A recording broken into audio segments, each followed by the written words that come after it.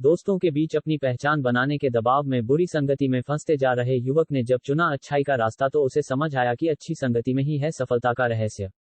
इन दिनों कोरोना संक्रमण के चलते स्कूल कॉलेज बंद हैं। बच्चों को ऑनलाइन क्लास में पढ़ते देख मेरा मन बीते दिनों की यादों में खो गया। बात उस समय की है जब मैंने ग्रेजुएशन प्रथम वर्ष के लिए कॉलेज में दाखिला लिया था।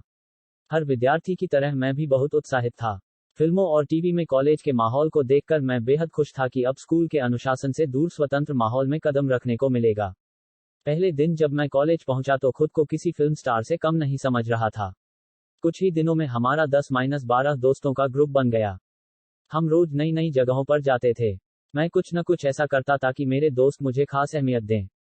हम क्लास बंद करके मूवी देखने जाते या कॉलेज न जाकर घूमने निकल जाते।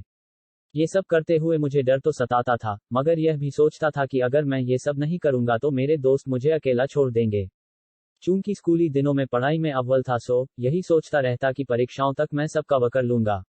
ये सिलसिला ऐसे ही चलता रहा। मैं अपने ग्रुप की जान हुआ करता था।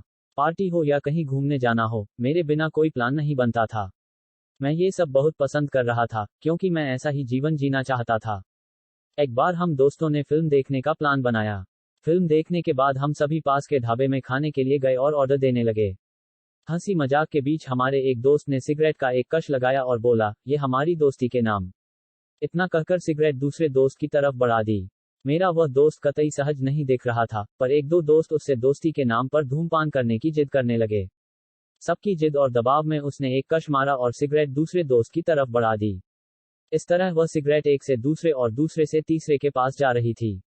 जैसे ही मेरी बारी आई मैं जड़ हो गया। मैंने आज तक सिगरेट नहीं पी थी। मैं पसोपेश में था और बाकी दोस्त सिगरेट पीने के लिए जोर डाल रहे थे।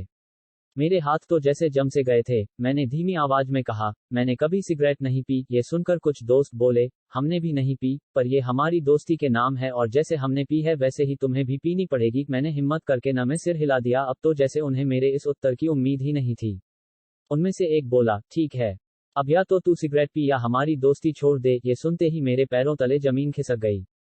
इसी दोस्ती के लिए मैंने पढ़ाई के साथ न जाने कितनी बार समझौता किया था और माता पिता से झूठ बोला था।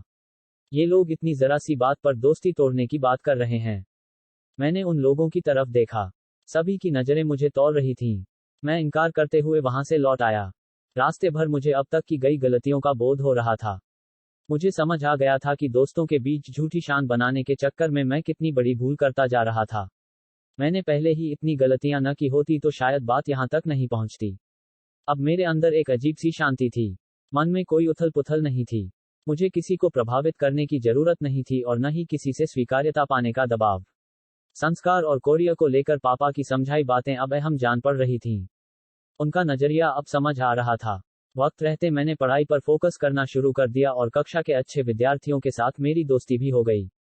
अपनी कहानी के माध्यम से मैं बस यही कहना चाहता हूं कि युवा पीढ़ी को भले ही बुजुर्गों की बातें और संस्कार कुछ वक्त के लिए उबाऊ लगें, मगर ये हमारी बुनियाद की पक्की ईंटों के समान होते हैं, जिन पर हमारा भविष्य टिका होता है।